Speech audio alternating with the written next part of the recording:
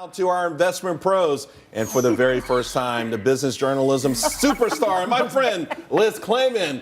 Hey, we're so happy to have you here. Great to be here. And another newbie, Monica Mehta, managing principal at 7 Capital. We appreciate having you here. We're going to talk a lot about entrepreneurs. You are one of the best out there when it comes to that. And Jim Frischling, NewOak Capital president, he's back with us. He's an entrepreneur. Hillary Kramer, A&G Capital president and CIO, she's an entrepreneur. And Matt McCall, he doesn't have a title, but guess what? He's an entrepreneur too, guys. So, Government pulls that away. You're going to be forced to go out there and work a full-time before I job. let you in, Jim, Matt, meet Liz, Liz, meet Matt. Okay, Jim. No, I am going to agree with Matt's point that the companies are not under pressure right now to add jobs, but the skills gap that you're highlighting, if you need that skill, I see the wages going up. I see an increase in construction. We see certainly STEM programs, science, technology, engineering, math. A lot of huge people demand. working 2-3 part-time jobs. You taking that into account? That's a good point. And That's a good point. We got it. and I'm there's sorry. Here's the irony, Jim.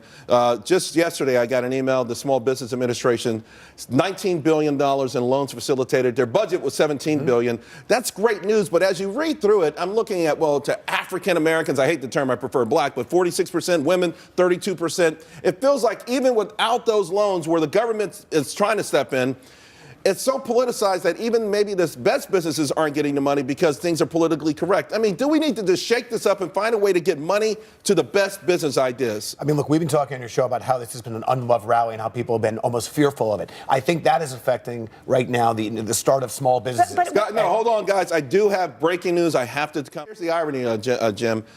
Just yesterday, I got an email. The Small Business Administration, $19 billion in loans facilitated. Their budget was $17 billion. That's great news. But as you read through it, I'm looking at, to African Americans, I hate the term, I prefer black, but 46%, women, 32%. It feels like even without those loans where the government is trying to step in, it's so politicized that even maybe the best businesses aren't getting the money because things are politically correct. I mean, do we need to just shake this up and find a way to get money to the best business ideas? I mean, look, we've been talking on your show about how this has been an unloved rally and how people have been almost fearful of it. I think that is affecting right now the start of small businesses. Hold on, guys. I do have breaking. But how can you get a bonus if your allocation is so small that you missed the rally? I mean, I don't get it. That's ridiculous. I want to clarify one thing. Wall Street is in the business of being the moving business.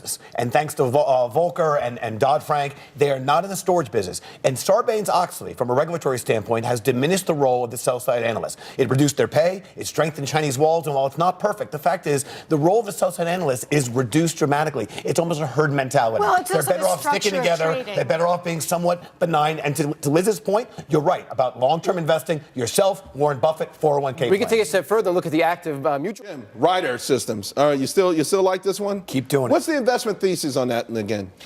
More transportation. They have the trucks. They have the vehicles that people want to use. They're doing well on secondary sales. They're doing well on rentals. They have a very nice service business. And again, I'll even add in, with gas prices going down, more people can get comfortable moving stuff. I like them very much. And a great dividend. Yeah, all right. Where's that entrepreneur spirit? Because they're following their father's footsteps and not going out on their own. When I launched my company, a mentor gave me advice that the two qualities I would look for the most in people were trust and loyalty. I would value those over more than anything else. Now, while I'm not doing the nepotism, I don't have a son. The fact is, I don't have a son yet. I could imagine why a father would look to. So you're saying those two qualities are obviously innate with the son. Yes, and trust. They're very and important loyalty. to the son, to trust, the loyalty, and What about competence? Makes you dream.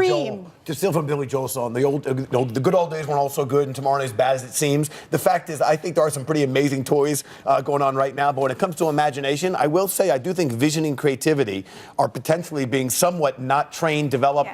Some things Monica was talking about, because I believe that some of my guys are fantastic with the computers and the rules and the execution, but I'm not so sure the vision, let's say, which I think comes from that creativity and that imagination. There's imagination in that, though, too. It's stuff that, Helicopter parents, that's what's stopping. I mean, clearly they're doing a lot of things, but given the amount of time they spend online, in chat rooms, on Facebook, playing video games, it seems like there is a wealth of time. Maybe they're using using it playing video There's games. some. I mean, I saw some. They had some kid. Warren Buffett. I don't know how you do it, man, but you beat him again. All right, Jim, tell us what's going on. I'm going to kind of borrow from Tom.